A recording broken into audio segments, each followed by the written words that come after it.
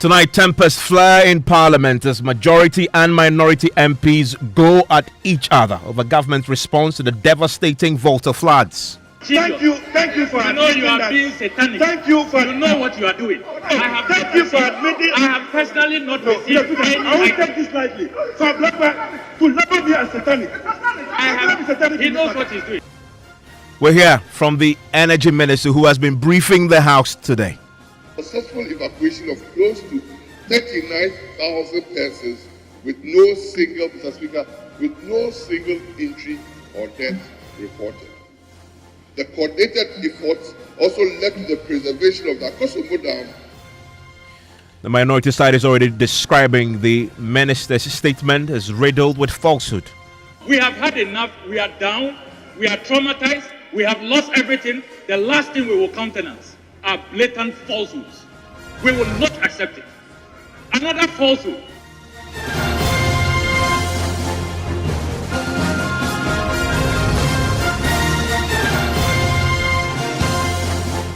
This is Top Story with Evans Mensah.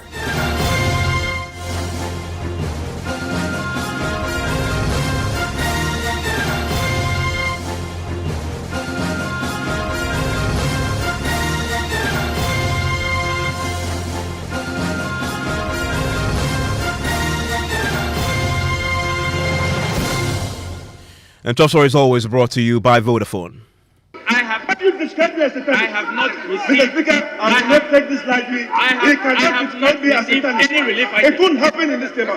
Get him to return to the now Nobody should. And tempers flared in Parliament today as NTC and MPP MPs fought each other over government's response to the devastating floods that swept several communities along the Volta River following the spillage of the Akosomo Dam. The Energy Minister, Macho Poku Prempeh, today led senior management of the Volta River Authority to brief MPs. He rejected claims the VRA mismanaged the spillage. Successful evacuation of close to 39,000 persons with no single, Mr. Speaker, with no single injury or death reported. The coordinated efforts also led to the preservation of the Akosomo Dam, the Sogakope Bridge, and the lives of many Ghanaians living south of the Akosomo Dam. We want to reassure them of our commitment. We are in this together, and we will exhaust all the resources necessary to ensure that all of them are comfortably restored to their normal lives. VRA controlled spillage of excess water from Akosomo and pond dams between 15th September and 30th October was a necessary safety measure to prevent a highly possible dam break disaster. Spillage, Mr. Speaker, was the only option, and based on the available information and data, the spill levels were what was required to ensure the safety of the dam and prevent a greater impact not only on the communities downstream, but on the entire country. Pledge that together we shall overcome these challenges and emerge as a stronger nation. Well, the minority side will not accept the minister's explanation. Minority spokesperson on Mines and Energy, John Junapo, described the conduct of the VRA as irresponsible. Today, the minister is in Parliament briefing MPs on the aftermath of the spillage.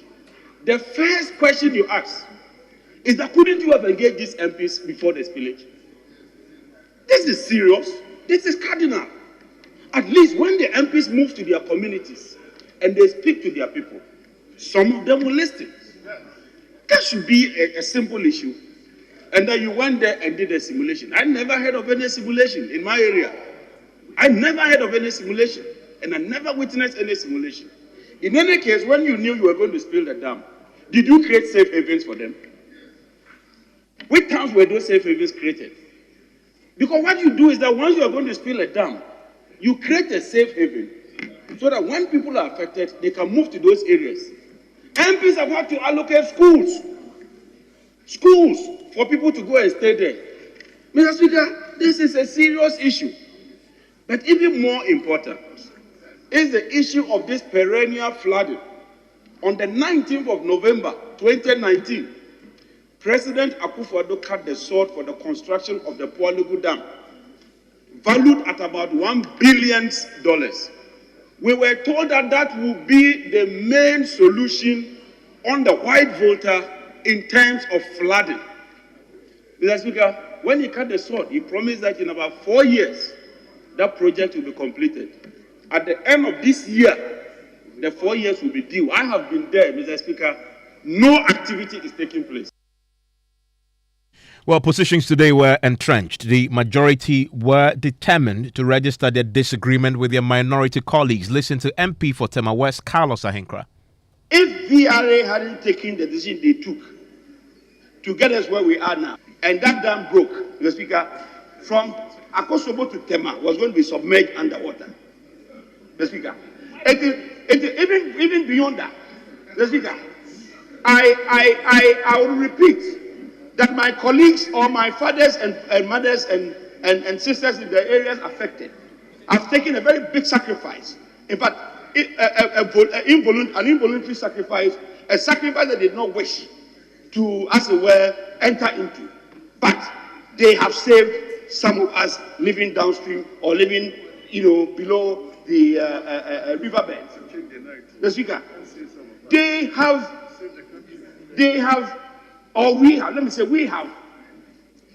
blindly overlooked what VRA has actually gone through. I don't think the chief executive and his management even do sleep, because they started this exercise by going to educate people who live in these areas. When they realized that the water level was going up, they didn't start this exercise yesterday, Mr. Speaker. This exercise started way back, warning people, telling them what will happen, and so on and so forth. Mr. Speaker, they also started the spillage small, little by little. They started releasing this water in such a way that it wasn't supposed to have, caused this havoc or this mayhem that we are seeing today. But unfortunately, they don't control the rains. They do not have the opportunity to determine how much rains fall into the basin at any particular time.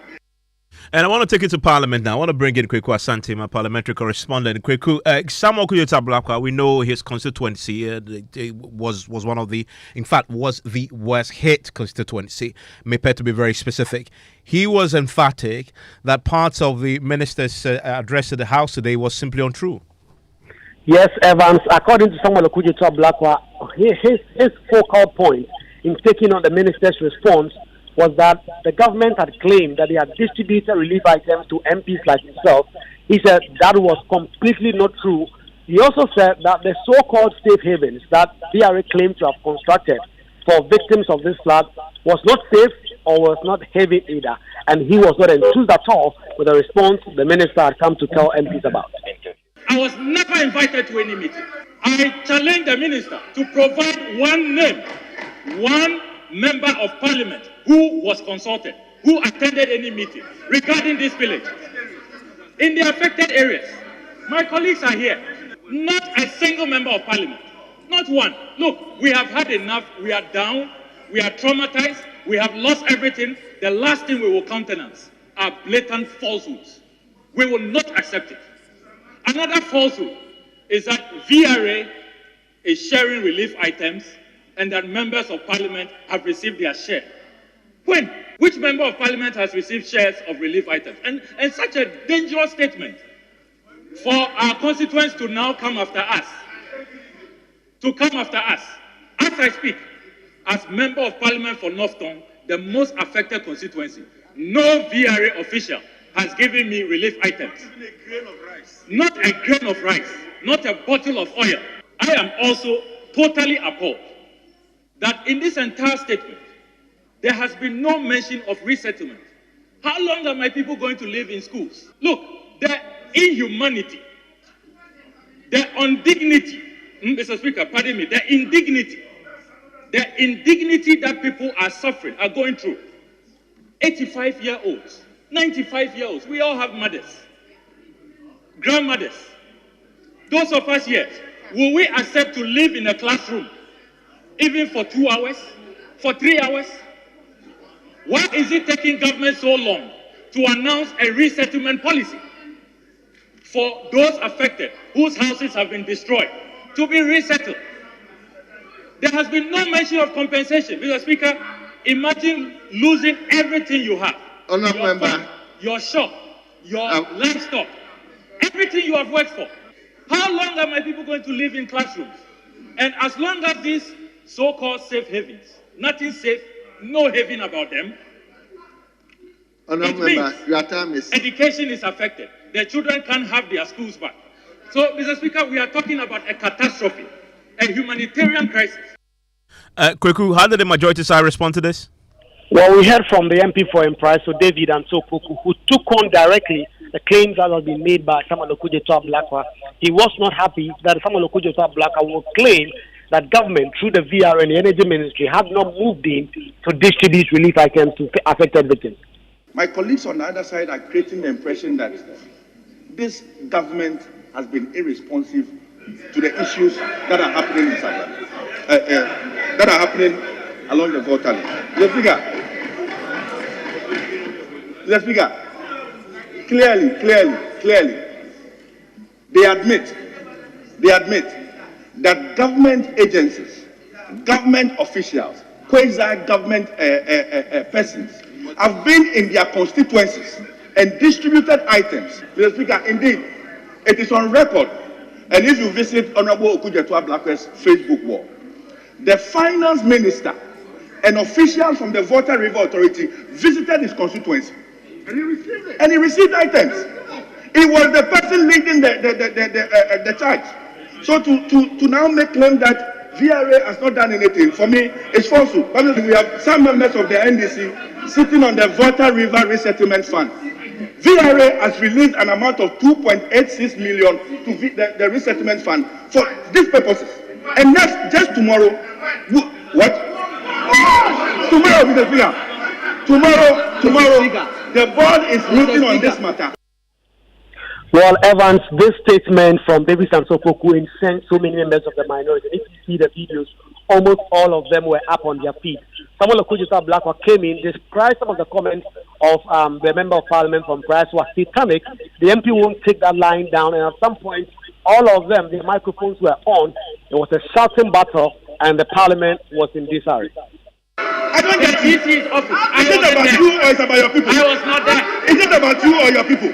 And nothing has been given to me. In your constituency, you are receiving. Nothing has been given to me. In your constituency, you know what you are doing. And you are denying it. You are being mischievous. Thank you for admitting that. You are being satanic. Thank you for. You know what you are doing. Thank you for admitting. I have personally not received any. I won't take this lightly. For Blackburn to never be a satanic. He knows what he's doing. But you describe me as satanic. I have not received. Mr. Speaker, I will not take this lightly. He cannot describe me as satanic. Any relief it won't happen in this table. Get him to return. Nobody should describe me as crazy. He cannot describe me as satanic. He is a double devilish person if he wants to describe me as satanic. And Mr. Speaker, until he withdraws that statement, I am an honorable member of this house. I represent my people. My people are affected. If I take the opportunity to speak, I get the opportunity to speak, and I express myself, and you describe me as satanic, then, Mr. Speaker, is an exponential satanic person in this house. Well, Mr. Speaker, we all know Satan is a king of lies. When you state emphatically that I have received items personally, now you have been exposed. You are now beating around the bush that he went and gave items to constituents. Does that mean a personal donation to me? You have clearly been exposed.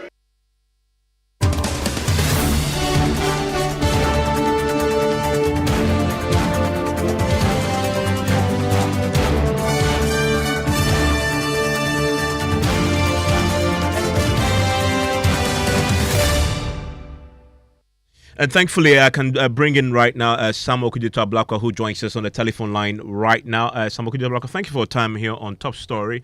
The MP for Empriso is also with us on the line right now. He's David Sopoku, also joins us right now. Thank you, gentlemen, for your time here on Top Story. Mr. Ablakwa, let me start with you. There's a suggestion today that there's actually a Volta River Resettlement Fund, and the VRA has contributed some 2.86 million cedis into this particular fund. Are you aware of this fund? Good evening, Evans. I know about that fund, which government has abandoned for many years. This has been a standing committee for decades. This government has failed to carry out its obligation in making sure that that fund is always resourced. If that fund was working, a lot of things will have happened in these communities. Alternative livelihoods will have been provided. We will have had even dredging being done, which will have paved a way for more, if you like, safety, because there will be a better flow of the river and all of that. Look, as for the negligence of government, nobody can debate that. Nobody can even attempt to question that. If you look at the catastrophe we are dealing with, it's not a paltry 2.8 million cedis into a fund which has not been disbursed. As I speak to you, my people are still living in classrooms. I mean, just think about it. No fault of yours. You are totally taken by surprise. Government did not even perform the simple duty. Look, let's put things in perspective. Government decided that on this day they will open the floodgates so that Akosobo Dam will be preserved. Nobody questions the need to spill so that the dam is preserved. Nobody questions that. But you take the decision. You agree on a date. You know when you are going to open the floodgates. What do? I mean, can't we value human lives? Can't we show people respect? In every decent society, what would have been done is that before the decision was taken and before the floodgates will be opened, people will be relocated to safe places. Alternative housing will be provided. That's what you do. I mean, if this had been some natural disaster, some hurricane, some tsunami taking everybody by surprise, you can live with it. This is taking a decision that you are going to open the floodgates. You know when. You put out the date, and you humanly execute this task, and then you take people by surprise. I mean, it's as though some people set out to commit mass murder.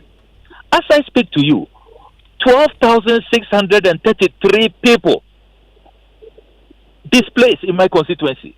More than 1,500 houses demolished. 21 schools are being described as safe havens.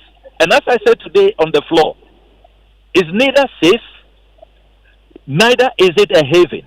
You can't describe classrooms, no kitchen, no bedroom, no toilet, and you expect people to be living there for weeks. Well, 5 weeks now. On the I floor, have senior citizens, 85-year-olds, 95-year-olds, and throughout the minister's statement, not a word about resettlement. How long are my people going to be living in these classrooms? talking about resettlement, on the floor today, it was alleged that some members of the NDC, and just quote exactly the way it was put, I believe by OPK, are sitting on this Volta River Resettlement Fund. You heard that on the floor. I heard that. You need to understand how this works. Historically, there are a number of members of parliament who serve on this board. Is you have MPs on both sides serving on that board. Historically, I have never been a member of that board. I know, for example, I think the MP for North Dai serves on that board, and a host of others. But the issue is that for a long time, the fund has not been populated. And if you look at the scale of disaster, releasing 2.8 million cedis is an insult.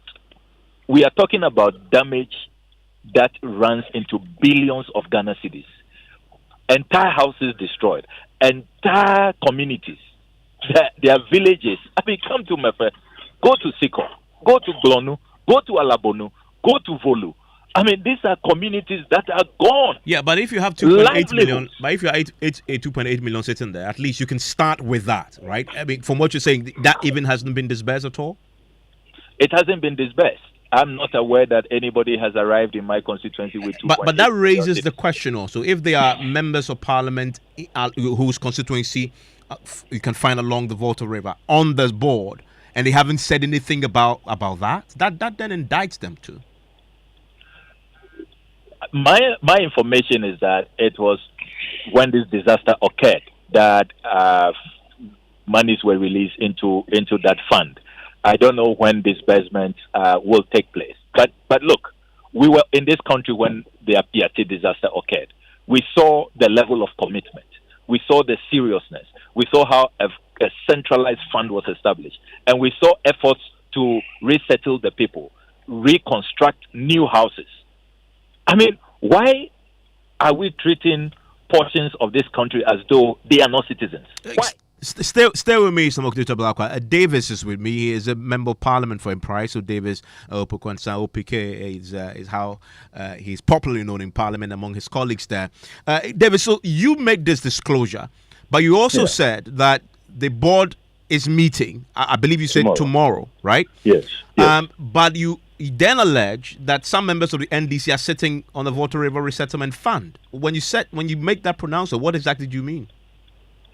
Well, I was stating a fact that some members of Parliament, on both sides, sit on the board, and my colleague Kujeta Blakwa has alluded to that fact that the North Dai MP also sits on that board. I have some MPs from Krobo and a host of others. But the point I was trying to make was that government, through its agencies, through its agents, are doing their best in trying to solve the problems. The impression should not be created that the government is irresponsive on these matters. Once that is done, then we seem not to appreciate the very little things or the things that government is doing. But then you also look at the very specifics, right? People are displaced. People need to be resettled and all of that. But it is not a one-man thing. It needs a lot of planning. But you're looking at the real evidence on the ground in terms of what government had done so far. This 2.86 million you talk of, Samuel Tabakwa says it was only released after the flood. If we have a standing fund, why wasn't that fund quickly used to start alleviating the plight of those who were left displaced? Through their own arrangement, VRA is mandated to release, I think, $500,000 every year to the fund. I know that last year they did release these funds. Yes, I've been told that the government in times past have released the funds. But you see, granted that it was not being done, and now they are doing it. It's just because there's an issue of flooding in some parts of this country. It shows you how responsive the VRA is to the very needs of our people. Two, it is not just the 2.86 million that I talked about. We know that the VRA has set aside a 20 million Ghana cedis fund to manage this disaster. And my brother appreciates the fact that VRA and the finance minister have visited his constituency and donated some items. The NADMO authorities, we've seen the NADMO Director General travel across the length and breadth of places flooded and distributing items for and on behalf of government. Well, they've said that the distribution. The Ministry of Education, through the minister, has visited Honorable Okujotosa Ablakwa's constituency to assess the impact of this flooding on education, and plans are being put in place to as it were, arrest the situation. But Davis, where is the resettlement plan? Because yes, you give donations, but people are still living in classrooms. Already there's a resettlement plan, and that is why there's a fund that manages issues about resettlement. For instance, in my constituency, when you visit areas like Amate, New Jerusalem, and Ketepa, Supone, and all of these places, people were resettled for the construction of the Volta Dam. So in these places, even during the Kwame Nkrumah's era, buildings were put in place for them. So people have been resettled. It is just unfortunate that in these circumstances, VRA had needed to choose between two sides, whether to allow the dam to collapse or to open the floods so that we are able to enjoy whatever services VRA is giving us. It's rather unfortunate that it has led to all these But David, there are people still in classrooms tonight. There are people still in classrooms tonight. Yes. There are people still in classrooms tonight. The energy minister came to the floor today and didn't talk about resettlement for them. What's the long-term plan for them now? Disasters do happen, but your response to these disasters is very key. And I think that government has done enough. The government has done enough. And of course, by next week, the Minister for Finance will be in Parliament to read the budget. What, as members of Parliament who have been affected by this flooding, should be doing is to be calling on the government to make room for, let's say, some compensation to be paid to these persons. It is within our rights. It is within our mandate as members of Parliament to now begin to advocate for that. But let us not create the impression that the thing happens yesterday and the next morning you expect new buildings to spring up. And everything ought to be budgeted for. Yes, but you say the MPs must advocate. Must they really? This is a government responsibility. It should come as a matter of course. There should be a plan currently that the minister should be presenting to the House what government intends to do about those still in classrooms. Next week. So let us not jump the gun. You're we understand. And assuring that we'll see this in the budget next week. People are displaced. Hello? You're saying we'll see this in the budget next week? I am saying that from where I sit and from what I have heard, there's a plan by the government and it will be announced by the Minister for Finance when he appears before Parliament. Okay. Someone could talk about that should give you some comfort? It doesn't give me comfort. That is the point that I'm raising. I'm saying that today through the Ministry of Finance. Just briefly. So please, let me finish. Okay, just briefly. Just a second. I have 30 seconds to wrap up today, this. Through the Ministry of Agri, the Minister of Agri have announced a package, a $40 million package from the World Bank to help restore some of the farms that have been destroyed by this incident. So you realize that in every sphere, when you go to education, the Minister for Education is responding. When you go to Agri, the Minister for Agri is responding. The Ministry of Energy, who is largely responsible for this, is also doing its bit. The Ministry of Interior, through NADMO, is doing its bit. Okay, David, thank you very much. Let me hear from Samuel Blauka on this. He says you can expect something in the budget. Evans, can you hear me? I can. This is all talk and no action. If those sector ministers were working, we will feel the impact on the ground. Let my honorable colleague be reminded that in the 2023 budget, the budget for this year, we approved a contingency fund of over $600 million. That is what you use contingency for. 600 million cedis, pardon me. 600 million cedis.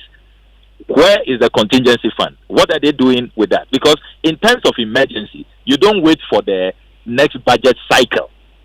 People are living in classrooms now under insanitary conditions. The Ghana Health Service has warned there is a looming epidemic. Children can't have their classrooms back to resume academic work. Lives have been destroyed. People are collapsing every day in my constituency. This is an emergency. It's a humanitarian crisis. It's a catastrophe. There is a contingency fund, 600 million cedis in there, approved by Parliament. What are they using the money for? Evans. Yes, Davis. Yes. So, but the point I'm raising is that Blauka saying that all this support that is coming from NADMO, all this support that is coming from VRA, all this support that is coming from the Ministry of Finance, the support that is coming from the Ministry of Education, where is it coming from? Is it not from government? Is it not from the chest of government? I'm surprised that he himself, in his statement in Parliament today, he says that NADMO informs him that they have distributed 1,000 bags of maize. Can you believe that? 1,000 bags of maize. A big joke.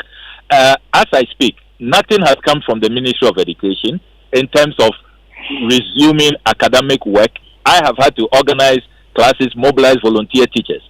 As I speak to you, we are not seeing reconstruction of alternative housing so that these displaced persons living under inhumane conditions of indignity, which violates their fundamental human rights.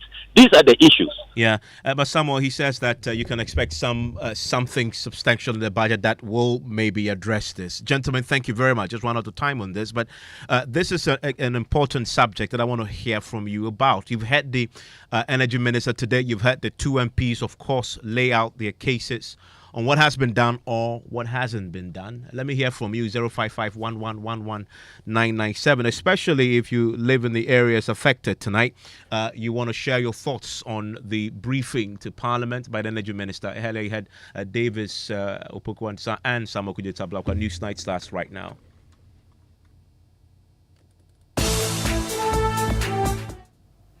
Good evening and welcome to News Night. In the next 60 minutes. From today, any patient Kolebu dialysis, Kolebu is going to accumulate a debt of another 380 per session, per patient. And they need about 961,000 Ghana cedis a month to sustain the dialysis at the current rate. So if we haven't answered this question, what it means is that they are going to run out of consumables. Less than 24 hours after the announcement of its reopening, the renal dialysis unit of the Kolebu Teaching Hospital faces another imminent closure as members of the Health Committee in Parliament raises questions about key contractual decisions taken by the hospital. Kolebu went and signed an agreement where the dialysis machine was offered by a manufacturer, and because of that consumable that they are buying from this particular supplier is excessively more expensive. The committee demanded that they give us a copy of the funds up to date. Why is government sitting down and allowing individual facilities to be able to sign such contract without government involvement? Already, the unit is accumulating 380 cedi debt on every patient undergoing dialysis treatment at the facility. But will Parliament consider an increment in dialysis fees? What is it making it possible for a private facility to run the services at 500 Ghana cedis? Kolebu is telling the whole Ghana that the biggest hospital that we have in our country, they need about 900 Ghana cedis to run. What is it? We need to look at it so that we just don't jump in saying that, provide fund. We need to be mindful about waste in the use of resources. Also tonight, aggrieved residents of Ada to Flokpo gave government a 2-week ultimatum to address salt mining dispute with Electrochem.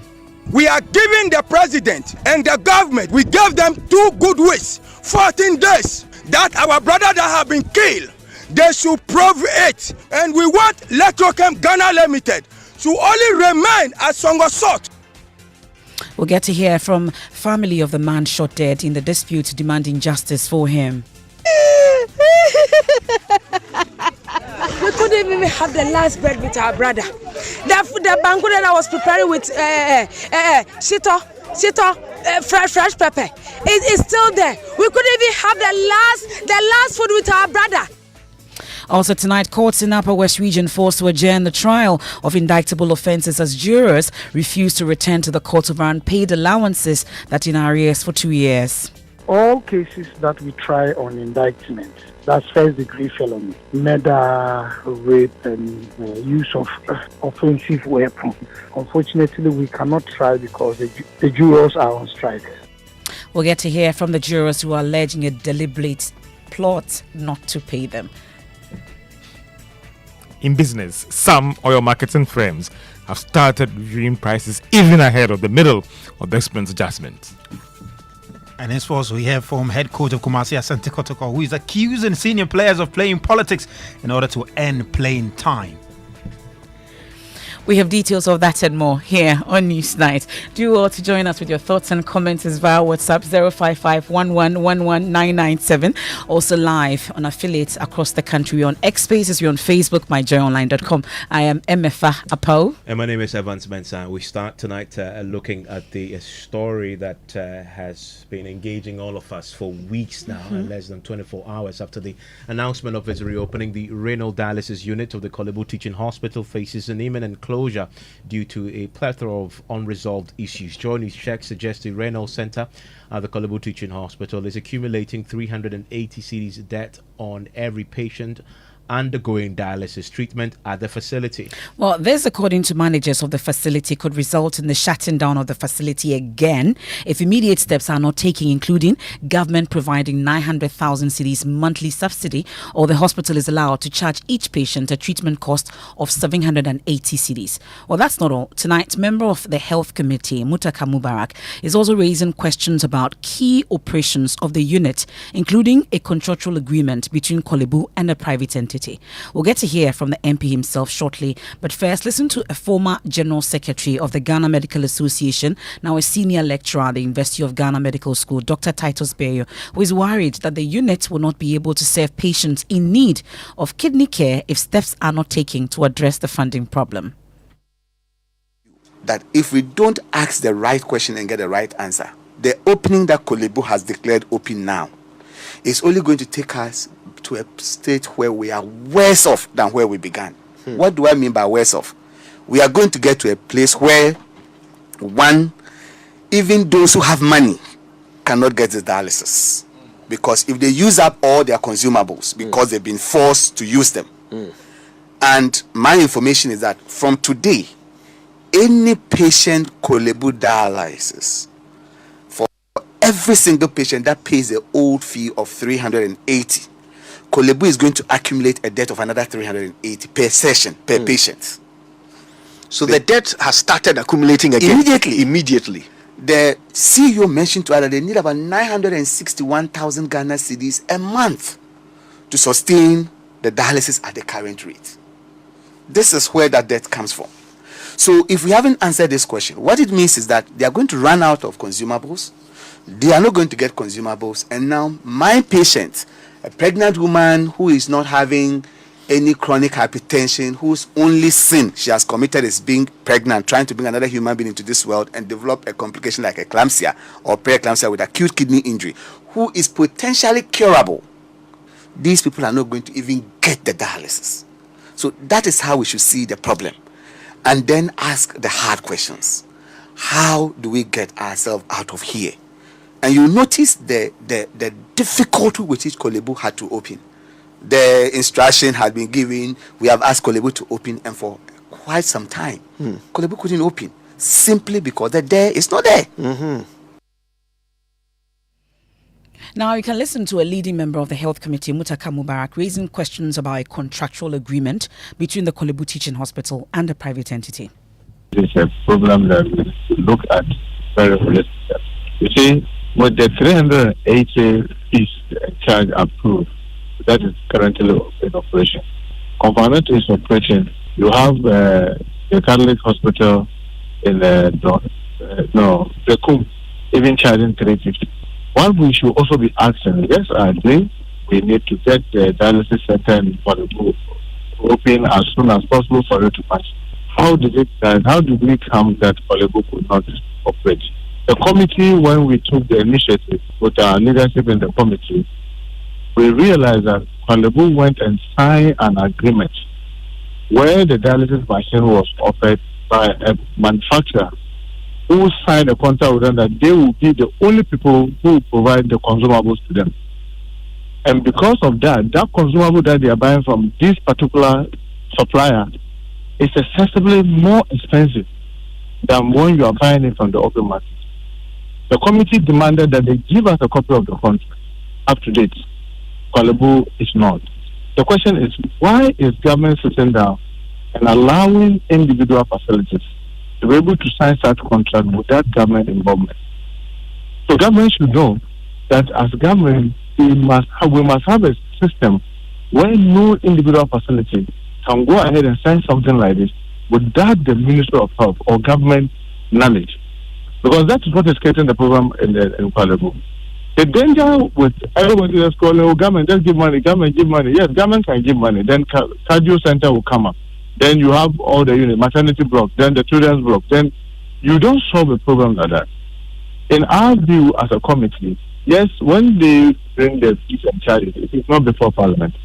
I've cross-checking us this morning, it is not before Parliament. We need to interrogate whichever contract that Kolebu has signed must be brought, and we must look at the data, because we are not interested in pumping public resources abusively, where people may be sitting there and they will not be using the resources right. Yes, we may agree that over the period since the last fees and charges, because of the dollarization of our system, we are buying these consumables from abroad and what have you. Things might have changed, but it may not necessarily be the amount of money that Kolebu is demanding. If there's weight, we need to look at it. So the woes of Kolebu Teaching Hospital, as it stands now, from where you sit, is self-inflicted.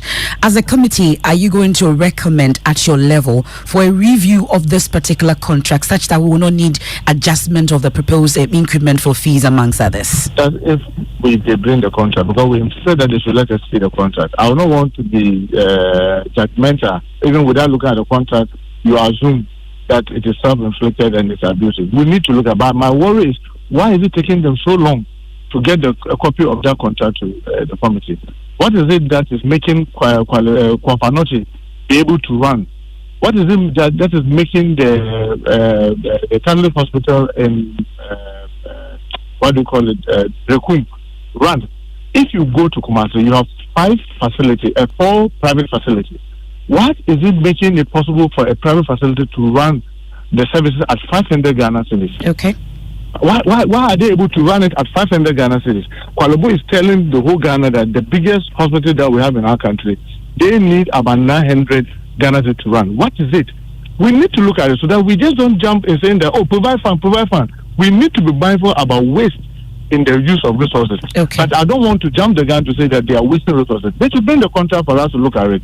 Let's look at it in real detail before we can talk about increasing the fee. Yes, there may be the need to increase the fee. By what percentage?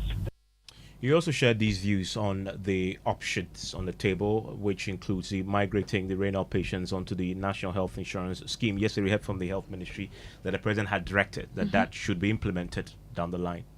How do we solve this thing holistically? So others are suggesting that, let's put it on the health insurance fund. Believe me, the health insurance fund is exhausted. It is currently standing on one leg. Anytime you get the formula, just take your time and look at an area where we say support to Minister of Health. There are over 30 line items, from vaccinations, snake venom, the quality of president, all national ambulance, everything is being hit on the health insurance fund. Yet the government has also capped the fund. So the fund itself is being overstretched. If you joke, what you are simply going to do is that you put it there and to still not be paid. What we should do is that, which is in the law for the health insurance, Emefa, everywhere in the world where systems run very well, we will all choose to pay premium differently. So those who can pay a certain premium of the health insurance. That may help them get this thing as part of their cover. Others may not, like the indigenous, the aged, the children under 18. Then we think about what to do with the poor. Well, so that's Mutaka Mubarake, the member of the Health Committee of Parliament. Well, we can hear from the Chief Executive of the National Health Insurance Authority, Dr. Bernardo Koboy, who says a 5-member committee has been tasked to advise on the long-term solution. When the board, National Insurance, our board met the last time, a 5-member committee was set up, or has been set up, to come and tell us whether the actuarial studies will sustain funding for renal disease or not. But not to end there, but to come with recommendations on how to take away this out-of-pocket scenario, which brings serious burden and takes away access. We can, as a country, I can tell you boldly, if we are committed to, we can pay totally for kidney care. There are 3 things we can do. First of all, politically, we've been going back and forth on funding to national insurance. Kenya even pays for kidney transplant. The reason is very simple.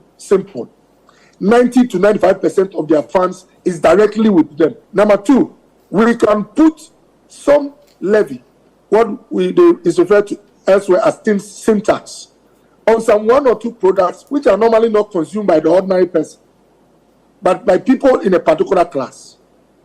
And the inflows from that fund can from that levy, can go into a fund, not necessarily with national health insurance. It can be the chronic disease fund or the peripheral disease fund, which would go to the departments that take care of kidney care and other conditions like cardio diseases. So that instead of the 700 that is being looked at, you can be paying 200 because 500 has been paid for from this fund. Thirdly, we as a country can come together quickly to take away either all the taxes on any item that goes into kidney care. We can look at 2 or 3 consumables which affect the price, and the state can procure it directly from central. So that's the National Health Insurance Authority CEO there, Dr. Bernardo Koboy. Well, you heard Mutaka compare what happens elsewhere in terms of other facilities aside from Kolebu Teaching Hospital. We've been interacting with the medical director of Efiang Kwanta Regional Hospital, Dr. Joseph Kojo-Tambil. He walks us through how the dialysis unit at his facility operates. As a matter of fact, we run a loss per session of not less than 150 cedis. My nurse in charge has told you that we take 500 cedis per session. When we compute all the inputs, in fact minus things like cleaning, disinfection, and even the human resource bit, utilities and all that. That is minus all that, just the inputs. We're losing 150 cedis. And what that means is that we have to take resources from other places to subsidize the dialysis. And you know that that's unsustainable. You see, the reason why we can't stop is just what the nurse has told you about.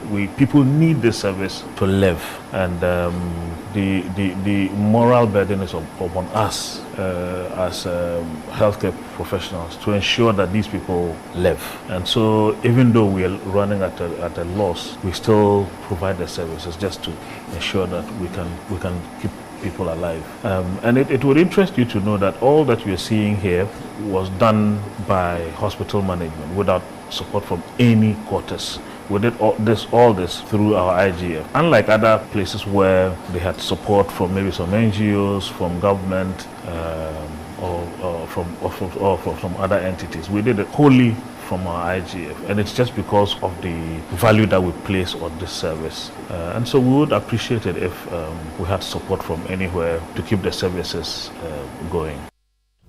So that's Dr. Joseph Kojo-Tambil. He's the medical director, Efiang Kwanta Regional Hospital. You're still listening to Newsnight. It's on Joy 99.7 FM. Let's go to Parliament now, where the Electoral Commission has submitted a request to the House to withdraw the constitutional instrument it caused earlier to be laid last week. Now, that CI seeks to create a new Guan constituency for the Seoul areas who currently do not have representation in the 8th Parliament. According to the Majority Leader, Mensah, the EC's request is due to their fear that the CI may not mature in time, thereby causing a delay to the upcoming district-level election.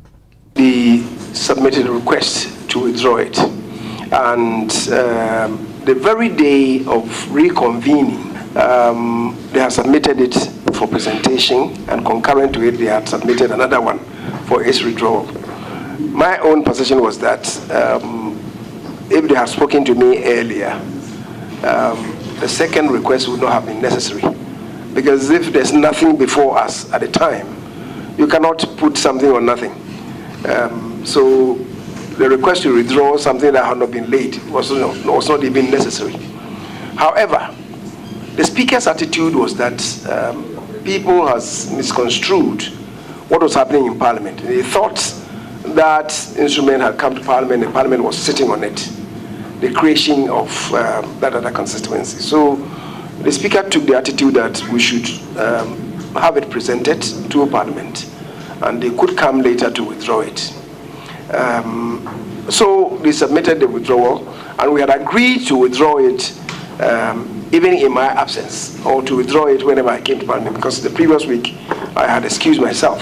And the reason for the withdrawal was simple, that if you created it, the constituency, you then needed to hold the DLA, the district level elections, to conform to the creation of the constituency. However, there was not going to be any constituency at that time. And then, of course, it was also going to delay the conduct of the district level elections, because the moment that's set in, it will then cause them to hold on the conduct of the district level elections in that constituency, if you like, the new district to be created. So that was the reason why they have submitted the case for the withdrawal. Well, for the minority leader, Dr. Kesela Toforsin, the EC should simply keep the CI in Parliament. But, of course, what that will mean is if that delays, people in Guan constituency would not vote in the district level elections. You can actually hold the district level election for one constituency after you have actually gone through the processes of electing assembly members for the other constituencies. So on that basis, the Electoral Commission has no grounds to withdraw the CI. And let me put it this way. Between the Subsidiary Legislation Committee members and the Electoral Commission, there has been an agreement that the CI will no longer be withdrawn.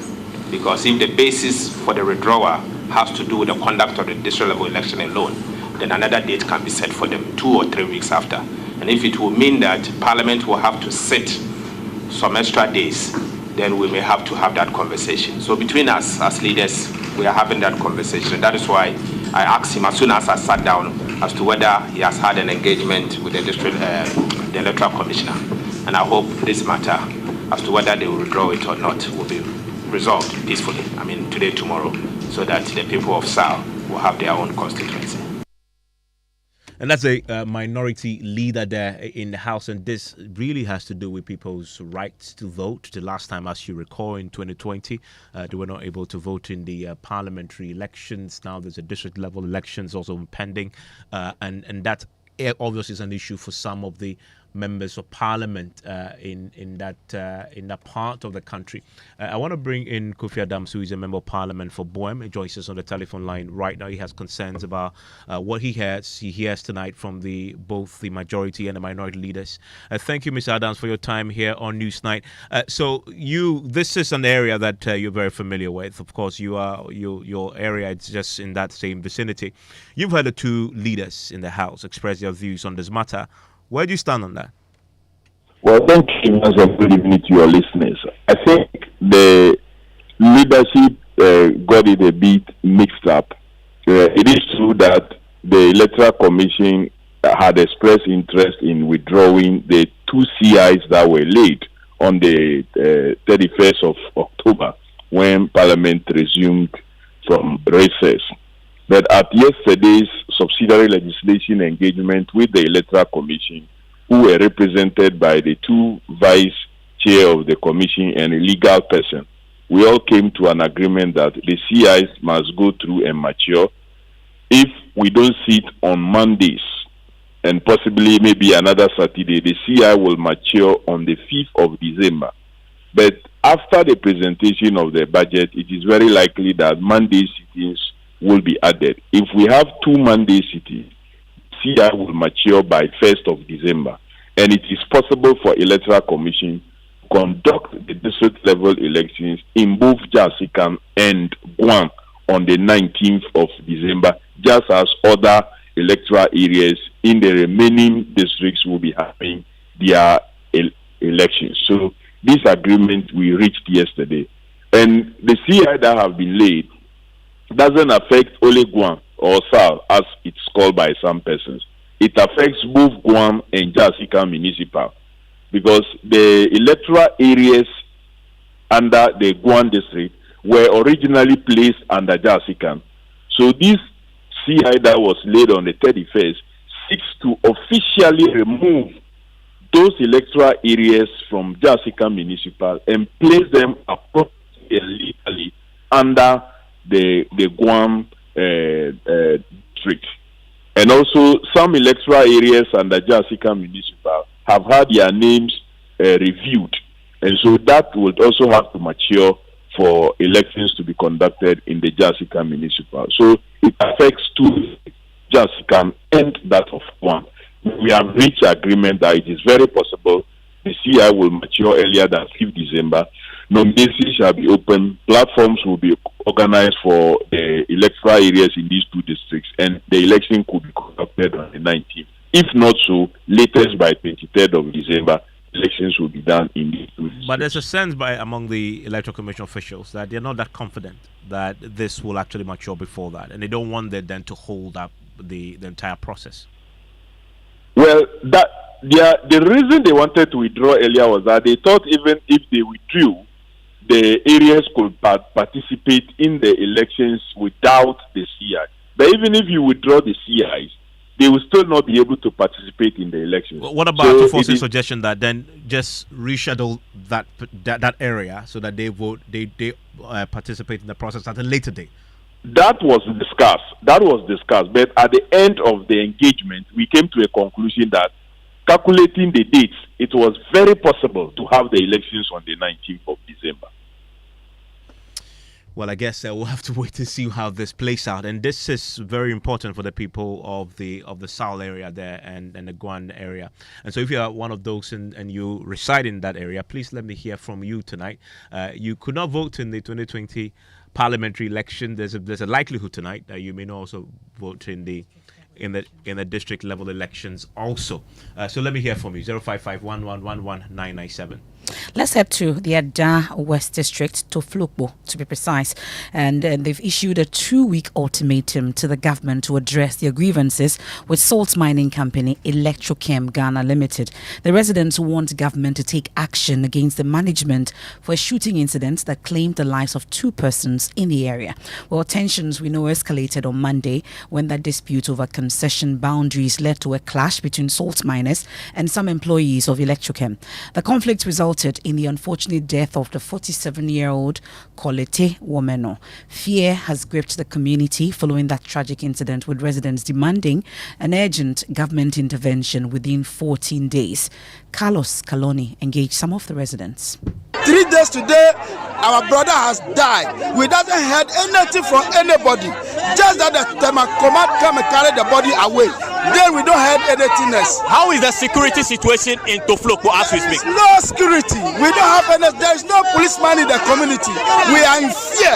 So we become watchdog committees for our own. Any day mo every 3 days I'm back boom kono no. Omo chuchani kranti ani hunam baby My husband was severely assaulted in the crash. He has machete wounds all over. He's now unable to work because of his wounds. I have now assumed the breadwinner role of the family, and so we are pleading with the government to intervene, or we will take the law into our own hands. So these are the concerns of residents of Tofloko here in the Adan West District. They are asking the government to intervene on the matter and ask Electrochem to work within its concession so they, the residents, can also have access to where they work, their livelihood, to take care of their kids. Well, we've also heard tonight from the family of the deceased 47-year-old Kolete woman. And of course, they're asking for a swift investigation into this. Family spokesperson, Faustina Mamley, spoke to us. Last Monday, we were home when we heard that Electrochem, they came and attacked our workers. I was with my brother. I was even preparing something for us to eat. And my brother said, oh, what is happening? We need a defense. So he was just going through. He was going through from Salom to Lolonya. And during here, on his way going, he wanted to see what is happening. In fact, my brother don't have even a part of a portion of the songo to do the work. He is a farmer, a complete farmer. He even do farming during dry season. He was just passing. He is not part of those people who are working over there. And before we heard the news, they shot our brother, and he was lying down in a cold blood, left behind 3 children with a mother and a father. They are old, very old, above 80 years, and we are the sister, the family. This is the family. I am a sister who is going to take care of us. We couldn't even have the last bread with our brother. The banquet that I was preparing with fresh pepper. It is still there. We couldn't even have the last food with our brother. Let me take you live to the community and join my colleague Carlos Caloni. Well, Carlos, apart from the deceased, we understand others also suffered some injuries. How many of such persons did you engage, and what are their conditions, you say? Oh, Emefa, I actually interacted with 4 of such victims who are currently nursing the cutlass and gunshot wounds they sustained in that particular clash that happened on Monday. Some of them cannot even walk, and according to one of them, since Monday, he's been sleeping in his bed and he cannot make any movement at all and being catered for by the wife. Well, you've also been speaking to the PRO of the Ada Songo Lagoon, Asla, Abraham Ahuma Tete. What's he been telling you? So they want the government to investigate and come up with those who actually carried out this killing. And they also want the management of Electrochem to keep their operations at where they are supposed to be according to the PRO. We are giving the president and the government, we gave them 2 good weeks, 14 days, that our brother that have been killed, they should prove it and let us see the killers. Those who killed our brother, we want to know them. We want to know those who killed our brother, Quality, and we want Electrochem Ghana Limited to only remain as Songo Sort. Aside that, whatever he would do, we are not going to agree, because dead body, because dead body, as our brother Quality, as our brother Quality is dead and gone and is at the mortuary as we are speaking. Nobody have carried food from our home to him at the mortuary. As we are living, we have to survive. We have to eat, and our only survivor is the Songo Lagoon. Yes. So we are saying that from 2 weeks exactly, if the president and the government, they were not able to do anything to solve this situation, then it would be that all of us in along the Songo Lagoon, when they whip us, all of us off by killing with guns and whatever, the lagoon will be free for them to take over. Yes. Because we are not going to agree. Well, strong views there on the ground. We've heard also already from Electrochem. We can listen to the operations manager there at Electrochem, and Nenesiaga, who is emphatic. This death is not because they are not at fault for this. It's not their security agents who carried out the killing. So what happened yesterday was we went to their normal duty, and then where we were supposed to work, some people have laid police over there. And those police are supposed to be removed so that we can continue working. In the time of removing the police, and then some community people came there in their numbers, and then of course have different verbal talks with the security system, start throwing stones and things. So that is what happened. But I think there's a land guard among Electrochem, or Electrochem has engaged land guards. We don't use land guard at Electrochem. We have certified security personnel, which if you want, you can call them our Electrochem task force. With the police, it is only the police that have a weapon, and the police have not even given one shot over there, as even a warning shot. No. So it is surprising that whatever happened, he said Electrochem have shot somebody dead. Yes, we saw a dead body, confirming the person is dead. But our men continue to say they have not fired one single gun. And that there is operations manager at Electrochem, Nenesiaga. Well, it's time for business here on Newsnight. And George Riafi. So what's the name? Is it Toflopo? Toflopo. That's Ivan's favorite hideout dedication. Just like how, what do you call it? In the US, the Camp David is. Yeah. So when Ivan's hideout is Toflopo. It's in Toflopo. Toflopo. Okay. Yes. What's in business? Oh, You've been wanting to laugh, but no. You are using Toflopo to laugh. Oh, no. Coming up in business, oil marketing firms start reducing prices at pumps even ahead of the middle of this month expected review And businesses and some interest groups highlight tax cuts and expenditure rationalization as major priority for the 2024 budget. The business news on Newsnight is brought to you by MTN Business. Welcome to the new world of business. Kingdom Books and Stationery, Syntax Tanks, and Pepsodent Charcoal and Herbal. Imagine strutting into the most anticipated wedding of the year. Only to see 7 other girls wearing your exact same outfit. You are special and one of a kind, and that's why whether it's voice, data or SMS, you get to enjoy personalized offers tailored to your specific needs with MTN Just For You. Dial *141# or select your options on the My MTN app to redeem your unique Just For You package on Ghana's best mobile network. MTN.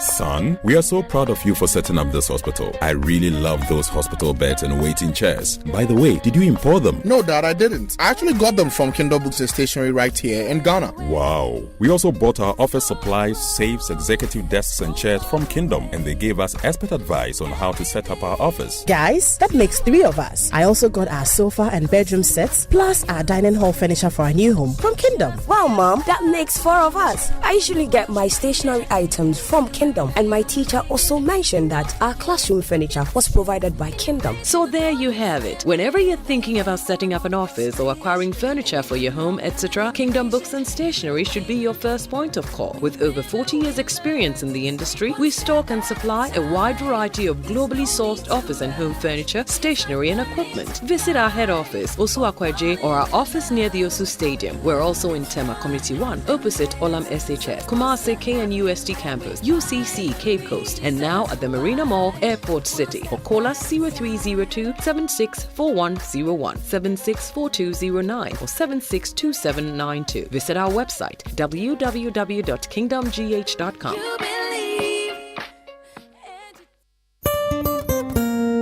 No matter your water needs, Syntex has it all. Syntex Tank was first to introduce double layer tank, and now you can have as many layers as you want. Syntex Tank was first to introduce white inner layer tanks in Ghana, and now introduces the customer specs order, which will let you order any color and size you want. Syntex Tanks gives you the biggest warranty of 7 years, which no other tank gives you. So whatever your water consumption, size of project, or demand, choose Syntex Tank. Syntex Tank, stress-free. Syntex Tank, reliable. Syntex Tank, maximum guarantee. Call 0244 335 168, Kumasi 0505 555 666, or visit syntexgh.com. Syntex Tank, a year strong, a year tough. For over 10 years, Old Mutual has been touching lives in Ghana. Whether you're a trader or a student, an entrepreneur or an employer, or nearing your retirement, we have the right financial solutions tailored just for you. Contact Old Mutual on 030-7000-600 or visit our website on oldmutual.com.gh to learn more. And let's realize your financial freedom together. 10 years of greatness, here for a lifetime. Old Mutual, do great things every day. Media Sambisanda mo. Eti emrati no. Mumu hwan pa na tumi hwe na mo bodompe mu ma na yakono. Eye kwabna. Na mumu hwan so na tumi tasmale ma ma yene nyina de. Eye kojo. Enu kro. Kobre tumi hwe na bodompe mu sense o yi super accident eba. Aye den aban ne do braye. Bu si echi na mo ho ban na sem ma na ho de ne. Sa ani na kudwo so yi super accident chako. Na eno ne de e ma wo se wo ye krejen fita. Na watimi asiri bedwo ma na feel you. Ey kojo. Yeah. Pepsodent Heba and a Pepsodent Charcoal. Afedie, you're gonna natural. FDIJ Jadion Katoyatu. The luckiest. Luck is everywhere. For everyone, yeah. The luckiest. Keep Keep buying your luckiest ticket with star 712 hash as an individual, a group, an association, or even a community, and stand a chance of winning in the community draw or the ultimate draw on 23rd of December. Be the luckiest on star 712 hash and win millions. Ticket sale starts on October 4th, 2023, and draw date is on 23rd December 2023. Play responsibly, not for persons under 18 years. This promotion is regulated by the NLA on the Caritas platform. Win millions on star 712 hash. Teachers. Bunkers, the luckiest. You could be the luckiest. You're welcome back to Business on Newsnight. Now, some of the oil marketing firms have started reducing prices at the pumps, even ahead of the second pricing window review, which commences from the 16th of November 2023. So what has influenced this move by the oil firms? Details in this report. Star Oil from this morning has been selling a litre of petrol at 11 cedis 69 pesos from its old price of 11 cedis 99 pesos. Diesel, on the other hand, is going for 12 cedis 69 pesos per litre from its old price of 12 cedis 99 pesos. According to Star Oil, the reduction has been influenced by continuous reduction in the price of crude oil on the international market. The price of crude oil has dropped from $90 per barrel rang to around $80 per barrel. But if this trend is sustained, then we are going to witness more reduction in price of petroleum products at the pumps by these oil marketing companies. There are also projections that price could be kept unchanged or go down further if the current war between Israel and Hamas does not spread to other countries in the Middle East. But another thing is that we should monitor carefully the performance of the Ghana cedi against the US dollar, as that could also impact on price at the pumps on the local market. Star Oil, which recently moved into the bracket of top 4 oil marketing firms in the country, is known for leading market with one of the lowest prices for petroleum products. And that is a Business Desk report. Now, Bank of Ghana Governor Dr. Ernest Addison has justified the planned introduction of the electronic cedi, insisting the time is right for the currency. Some have questioned the relevance of this electronic currency, looking at the various forms of electronic payment systems that the Bank of Ghana is currently pushing to help the public accept. Speaking at the program in Morocco, the governor noted that the current development warrants its introduction. He had been in office for 3 years. We had focused on the stabilizing the economy, and we had been very successful in getting the economy where we wanted it to be, both in terms of the growth performance and very low inflation. And Ghana had a big digital agenda, and it became very clear that we needed to also look at the digitalization of the financial sector. So we, with our technology partners, decided to get involved and get to study a little bit more about, digitalizing the Ghana cedi. It's a currency. Yes. And we want to have a digital version of a currency. What do we use currencies for? We use it to exchange as a medium of exchange. You want to use it as a store of value and all of the other functions of money. So we got to sit down with our technology partners, and they came up with a tokenized version of the digital cedi. This is what we have piloted. Bank of Ghana Governor Dr. Ernest Addison remove some of the taxes, levies, and reduce other rates, as well as rationalize expenditure. Those are the views and expectations of some businesses and interest groups the Joy Business has engaged ahead of the 2024 budget presentation. There is more in this report. For some businesses that Joy Business has engaged, they believe that the 2024 budget presents fine opportunity for government to do away with some of these taxes if it's really committed to stabilizing the economy and improving the environment for doing business. Some of these businesses have identified the COVID-19 levy as one of the taxes that should be taken off. Another development that has come up strongly is that government must cut down its expenditure in 2024 and not be caught up in election-related budget overruns. A finance and investment banking group, Sea Energy Ghana, in its budget expectation document, was worried how government was going to contain expenditure in the 2024 budget, especially in an election year. The firm also wants some clarity in terms of what government intends to do to help grow the economy, arguing that the IMF program the country has secured was just meant to stabilize the economy. Finance Minister Ken Ofori-Atta has in the meantime told Joy Business that he expects the budget to be read on November 15 to Parliament. However, one is not sure for now whether the date has been approved by the House. Some have argued that this budget will be heavily influenced by the IMF program in terms of the policy measures and how government can stabilize the economy. And that is the Business Desk report. Meanwhile, Joy Business is expected to hold its pre-budget forum, that is Monday. And the program will be finding out from the various speakers on how we can maintain a tight fiscal policy to actually come up with more economic growth programs.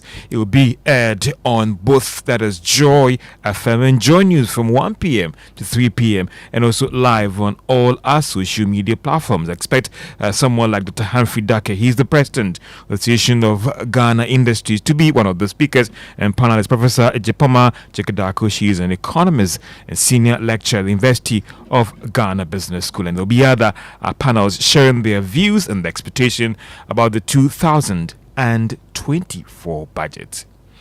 Accounting firm KPMG has expressed its commitment to engage and educate students at the secondary level to appreciate the profession and opportunities it presents. Officials of the firm disclosed this at the Career Day at St. Thomas Aquinas Senior High School ahead of the International Accounting Day. Senior manager at KPMG, Patient Jukunu, tells Joy Business this should also encourage more students to pursue accounting roles.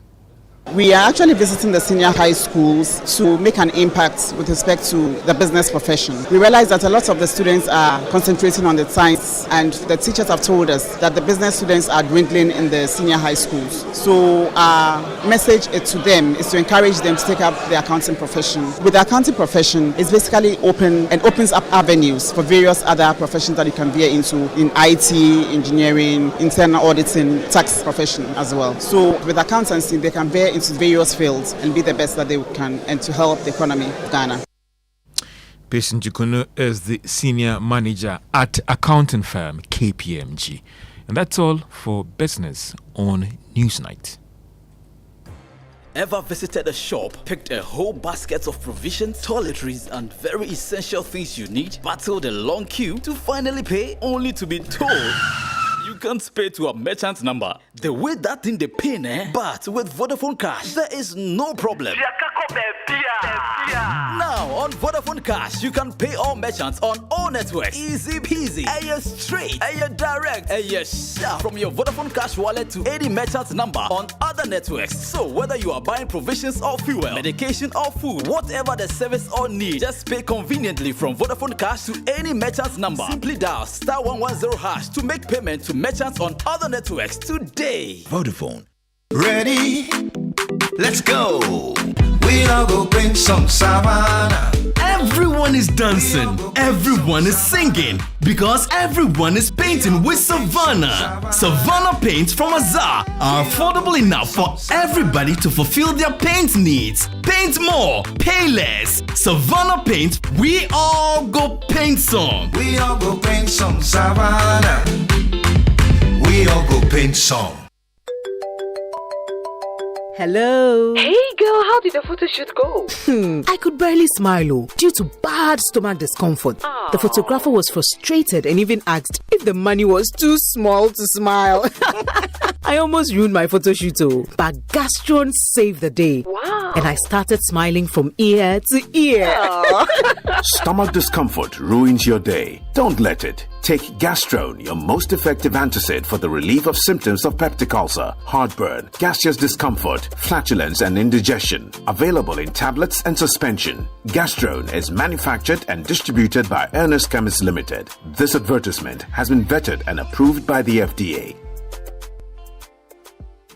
The Ministry of Education, in partnership with National Entrepreneurship and Innovation Program, present the most exciting science event of the year, STEM Novation, where innovation meets science. The National Contest of Ideas for Second Cycle Schools has reached its pinnacle with the final showdown, which features the top 24 schools, happening on the 14th and 15th of November at the City Conference Center, University of Ghana. Join us from 9 a.m. to 5 p.m. and witness 24 exceptional schools going head-to-head in an innovation contest to solve tomorrow's problems today. Don't miss this grand occasion filled with knowledge, curiosity, and groundbreaking ideas. There will be exhibits of science projects from schools in Ghana. Come and take a look at the innovations of youth. Join us for STEM Novation 2023 because there's always room for more knowledge. STEM Novation 2023, solving tomorrow's problem today.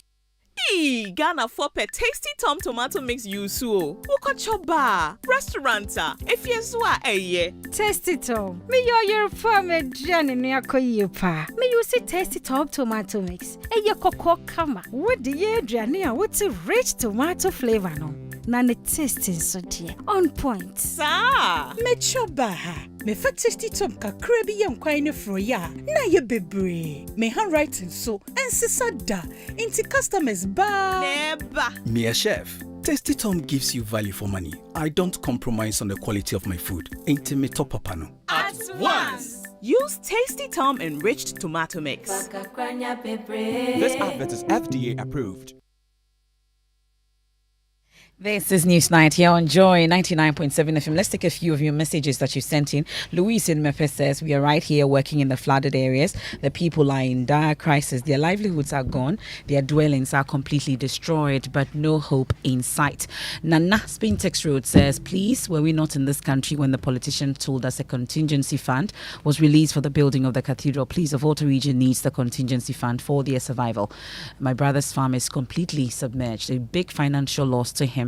And Patrick in Accra says, what we don't know how to do is to bring back the dead to life, but we can always fix the economy. Profound statement. We sat down for 19 human beings to die because of the closure of the renal dialysis unit of the Kolibu Teaching Hospital due to a 4 million cedi debt. Major One in Kumasi says, in as much as I share the desperation and the pain Mr. Okujetua Blakwa and his constituents are going through following the spillage of their Kosombo Dam, the Honourable Member for North Town should exercise the greatest restraints as regards the settlement of the affected people. Some of your messages that you've sent in via WhatsApp. Let's do sports. Musbao is here. Yeah, Emefa. Well, let's talk about the First National Bank Accra Marathon, and it's just about 3 days to go until that much anticipated start of the event. And we're glad to inform you, our cherished audience, that it will be broadcast live on Joy Prime from 6 a.m. this coming Saturday, 11 November. Now, Public Relations Officer of Dansuman Kipfit Club, organizers of the event, is Robert Oraka. Medical screening is ongoing at the Dansuman Kipfit Club, and we are expecting all athletes who ran the 42.2 kilometer run to meet at Maritime University by 4 a.m.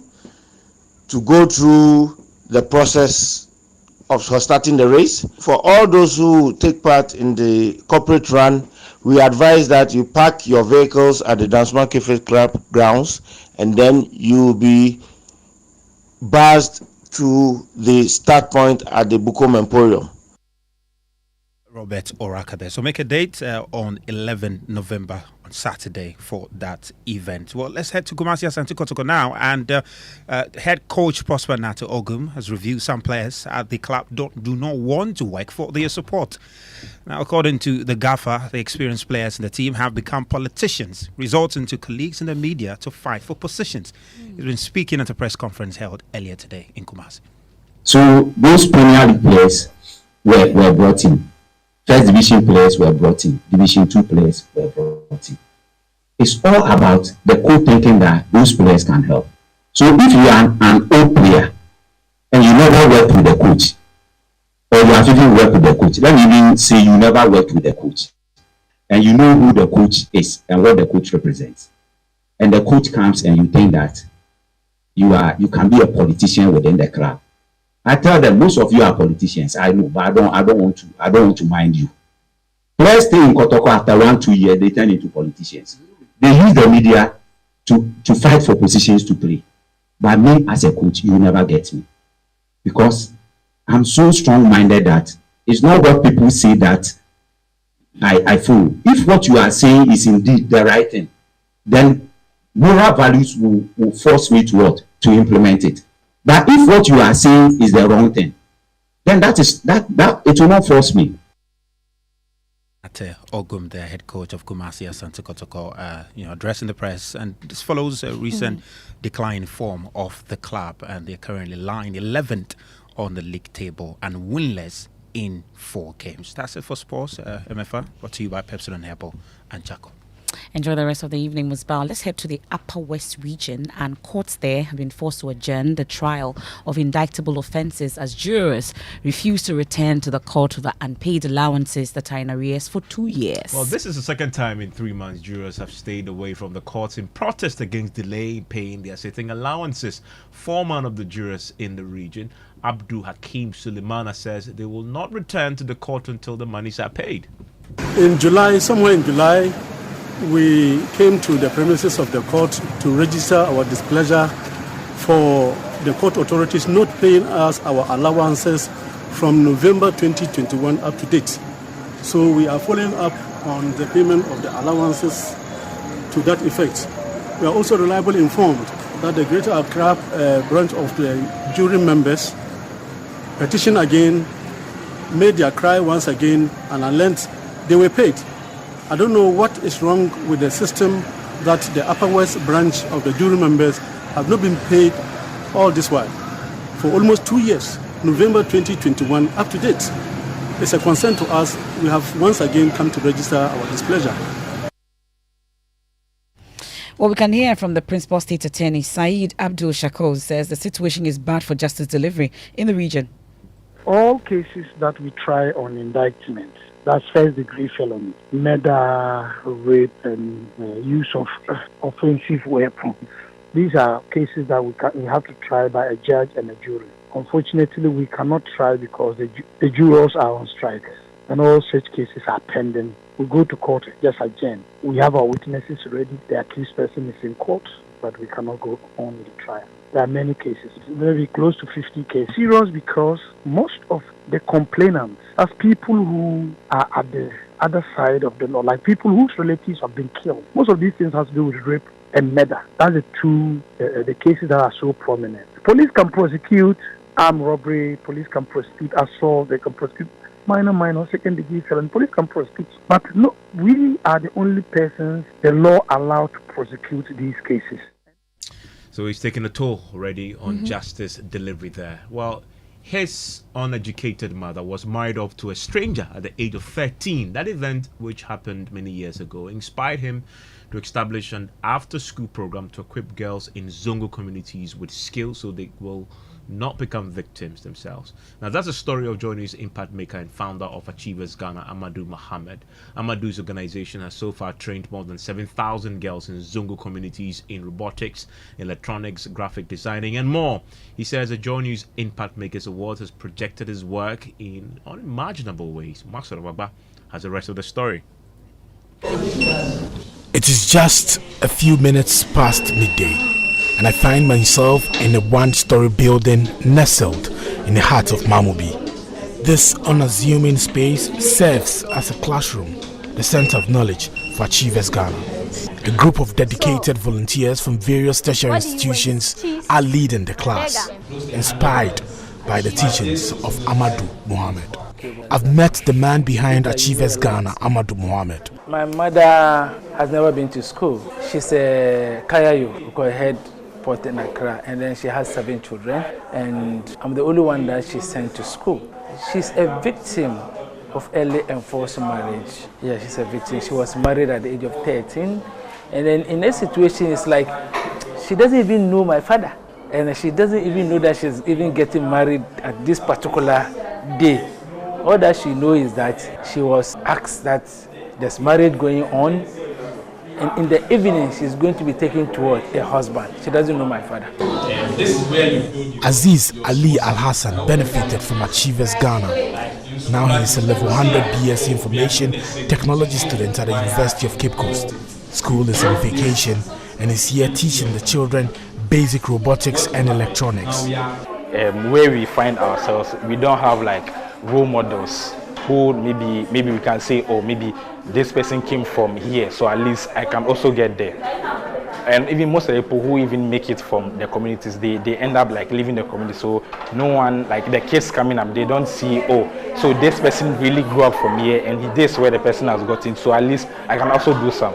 It's a way of like encouraging them that, oh, where you are now is just a temporal like situation, and with hard work and determination you can get away from it. Yeah. Sikira Mohammed joined Achievers Ghana when she was in junior high school. Now she's a level 100 student at Accra Institute of Technology. After many IT classes at Achievers Ghana, she decided to study an information technology related course. She's one of the volunteers teaching the students here a free course in graphic designing. It has changed my life in a lot of ways, because when I started Achievers Ghana, well, I don't even know how to use the computer or something. Yeah, but now I can do graphic design, web design. And so Achievers Ghana inspired me to go to AIT to study business administration and IT. That's how we wrap up today's edition of Newsnight here on Joy 99.7 FM in Accra and Kumasi, on Love 99.5 FM and affiliates across Ghana's 16 regions. Strong and Sassy is up next. We're bringing you a playback in a man's world. How does a woman rise?